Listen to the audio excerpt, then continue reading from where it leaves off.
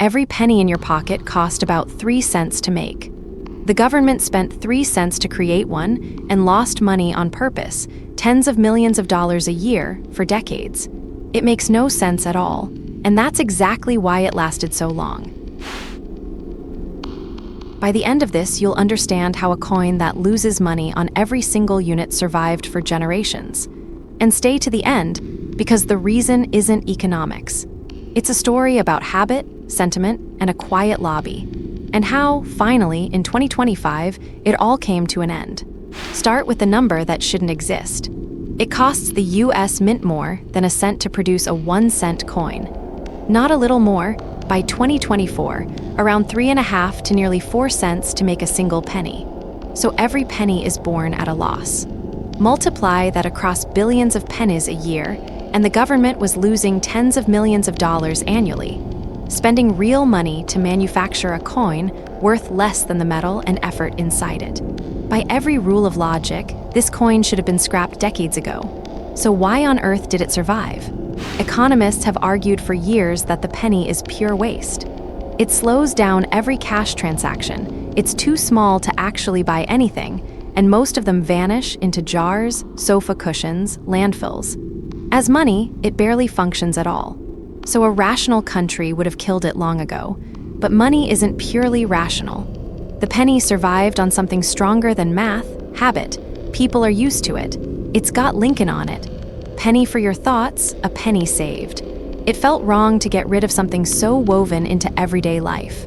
But habit alone doesn't keep a money-losing coin alive for decades. There was also someone with a very concrete reason to fight for it, someone who profited every time another wasteful penny got stamped. The modern penny is almost entirely zinc, a thin copper coating over a zinc core. And who supplies that zinc and the blank discs the pennies are pressed from? A specific industry, one that makes money on every single penny the mint produces. For years, a pro-penny lobbying group worked to keep the coin alive, arguing it protects consumers and charities. And that group has been tied to the very zinc interests that profit from penny production. So the coin that lost the public money made someone else money, and that someone lobbied hard to keep the presses running. So there it was. A coin kept alive not because it made sense, but because of habit, sentiment, and a few people getting paid. And then, at last, the absurdity got too big to ignore.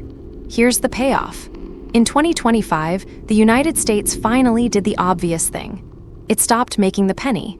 The mint quit buying the blanks, and the last penny for circulation was struck late that year. After decades of losing money on every coin, logic finally won. And the real lesson is in how long it took. Everyone knew the math for decades. The penny was a coin that cost more than it was worth, losing the country money on purpose, kept alive by inertia, and the people who profited from the waste. It's a perfect little example of how the world actually works. Obviously broken things don't get fixed when logic says so. They get fixed only when the absurdity finally outgrows the habit and the lobbying protecting them. So the humble penny wasn't just small change. It was a decades-long lesson in why wasteful things survive, not because anyone can defend them, but because changing them is harder than tolerating them, until, one day, it isn't. Now, to be fair, there were real arguments for keeping the penny, not just greed. Some worried that without it, cash prices would get rounded up and quietly hurt people who pay in cash, often those with the least. Charities feared losing their penny drives, and plenty of people simply loved the little Lincoln coin. Studies suggest the rounding actually washes out to about zero over time, but the concern was sincere. And the lobby wasn't the whole story, honestly. Plain habit and sentiment kept it alive as much as any zinc interest did. The real takeaway isn't that an evil lobby forced a useless coin on us.